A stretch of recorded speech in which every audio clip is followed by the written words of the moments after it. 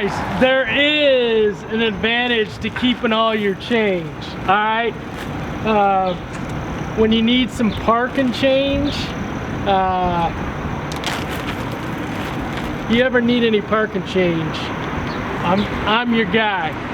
Just give me a call, I'm your guy. This struggle got purpose and we grow. So whatever road we have to take next, all I need to know is that we'll roll with the punches.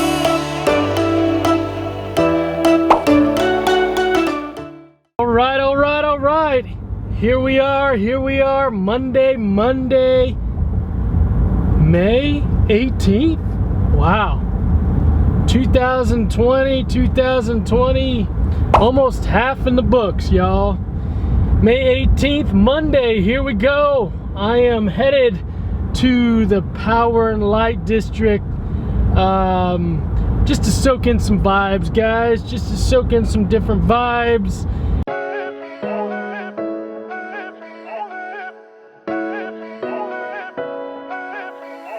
Posting pictures on the gram so other people know that we're more than friends. And ever since you came around, I've never been sober, always in my head. Met you at a time when I was so low, went from just talking to taking you home. You want to be great? Surround yourself with greatness. I don't wanna go back to who I used to be. So if you ever leave me, promise you won't let me down. So I was at the Power and Light and knew that I was running about out of time for my parking meter, and so I decided to stop by the plaza, guys. I've still got about an hour and a half until I start seeing clients, and I needed to eat lunch, and so I decided just to come to the plaza and just hang out for a while. And so I wanted to talk with you guys about something that came to my mind as I was driving here. I was like, that would be good to talk to you guys about. This idea about having expectations. So if you saw any of the first 43, yeah, I think there's 43 episodes of the Ask Midwest Anxiety Show. Guys, compared to this, right, compared to Midwest Anxiety Daily, how I'm going about doing this is night and day different, guys, night and day.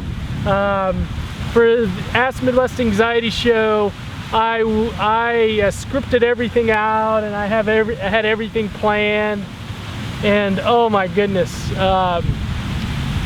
it was tough because I would take, retake after retake, and this, I'm just kind of like, basically just as my day comes to me and things come up, I'm just kind of taking time to just like communicate that with you guys. And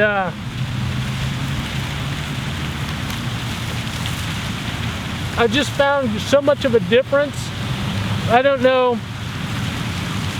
if you've noticed, but I'm just I think personally I've worked through some stuff, and as far as Midwest Anxiety goes, we're doing really well, but I think a lot of it has to do with the Ask Midwest Anxiety Show. Because I scripted it out, because I planned it out, I had all these expectations of how things were going to go. And when things didn't go that way, I was thrown off guard. And then I got in my head, guys. I got in my head, and I was just kind of in the self-defeating cycle of, all these negative thoughts that would come in and that kind of stuff. And so I got to thinking about just like how I've been living life, and talking about people living life of just living more from your heart. And the more that you're living from your heart, you really don't have the expectations when you live from your head, right? When you live from your heart, you're able to connect with yourself and to connect with others and just appreciate. I know this is gonna sound weird and it's probably gonna sound woo-woo, but you're just appreciating life as it unfolds. You're just appreciating life. You know, May 18th, I'm sitting here right now and just enjoying life. And that's really what I think over the last year or two really focused on in my own life is, as you've heard me say, we've only got one life. And this Midwest Anxiety Daily is just a kind of a documentation, just a kind of unfolding of my day-to-day life and just kind of how it plays out at Midwest Anxiety. And I like it that way, guys. I like it that way because there aren't a whole lot of expectations. Of course, you know, I say that, but then I start to think about, well, I do have expectations.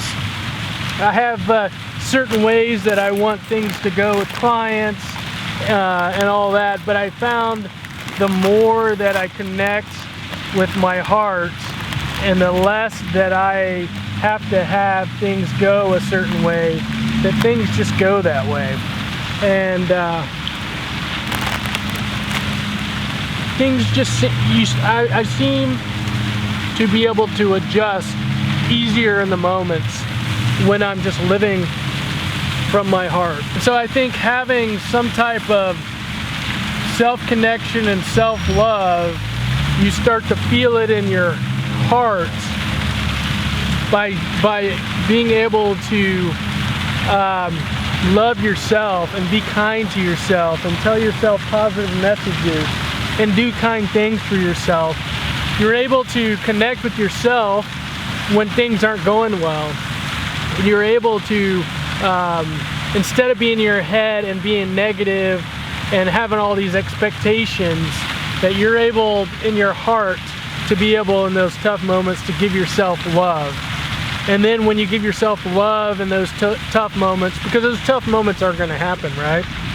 They are going to happen. That's a part of life, right? That when those tough moments happen, you just are able to work through those tough moments. You're able to kind of, you know, when you don't have the words come to mind, or you know, you have you know, you lose your job, or you know, whatever that tough moment is, while other people may not be kind to you, you're kind to yourself. And that's why you see me running in the morning. That's my time to connect with myself. Some people meditate, some people yoga, some people read scripture, some people draw. I don't care what the activity is. That doesn't make a difference to me. You be you, right? Just be you. Mine's running.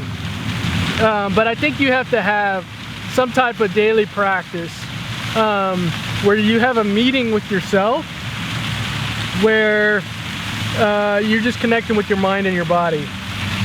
When you feel that you're losing connection with yourself, then you start to lose everything outside of yourself. I believe the connection with this outside world has to start with the connection on the inside. If you don't got a strong connection on the inside and you're trying to connect with the outside, oh man, that's not good. That's not good. Because there's a lot of things that are thrown at us from the outside world that we need to have the internal strength, the internal connection to be able to think about how that is good or not good for us, or how that impacts us. It's all about connecting with you. I'm going back to just be you, man. I'm going back to just be you, JBU.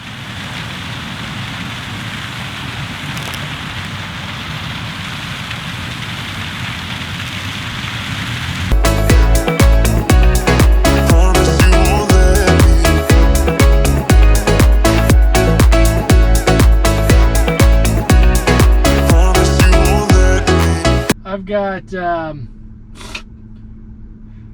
17 minutes until a client. Let's see if I can create this story and post it on Instagram all before client at 4 o'clock. That'll be interesting. It'll depend on if I can get Wi-Fi here or not. Emotions, and I guess that's okay. Met you at a time when I was so low. Went from just talking to taking you home. I don't wanna go back to who I used to be. So if you ever... Then we save that. Now we'll go over here and we'll see if we can send it to the phone, and then I'll post it on Instagram and Facebook. Boom! There it is. Afraid of the V word? Join us this Saturday. Man, okay, it's time for what's been coming up in client sessions. Something big that's been coming up is impulse control. Having trouble just resisting those thoughts and things that that you might want to do. And so one of the things that I do is I ask the kids or whomever it is of like something that they just really like, they enjoy, and generally it's like candy, like a Snickers bar or some M&Ms or some Sour Patch Kids, and I just have them put a bag of that candy on like the counter, like in the kitchen, and so it's just to help remind them that, hey, there's this situation that's out there, there's that candy. And sure, you can go over and eat that candy, but the goal is to resist it, is to resist that impulse to go over and get it. And so it's just a constant, that candy being on that counter, something that you walk by all the time. And it's just a constant reminder that sometimes there are things that you might think or things that you want to do that you just need to take a step back and just think about it a little bit, and before you act on it. So try the candy on the countertop and see if that might help a little bit, and then you can see how long it's fun to make a game out of it. How long can you go without eating that candy on the counter?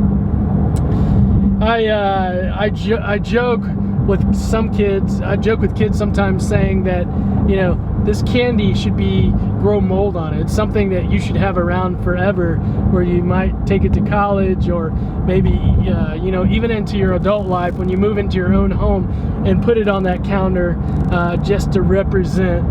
Don't always go after that piece of candy you want. Don't always go after that thing that you think that you want to do. So candy on the countertop. I know it's a little crazy right now with COVID and everything, and not doing a whole lot of flying because of travel restrictions. But guys, we will be on planes again. We will be on planes again someday. And if you're afraid of flying, you got to join us tonight in the Feel Good community. We are going to be talking about Mel Robbins and her anchor thought. What she talks about is having an anchor thought once you get on that plane and the door closes and you start having certain thoughts and feelings in your body and you just want to get off that plane. That anchor thought will keep you on that plane and help you get to your destination. You guys join us tonight, 7 p.m. in the Feel Good community.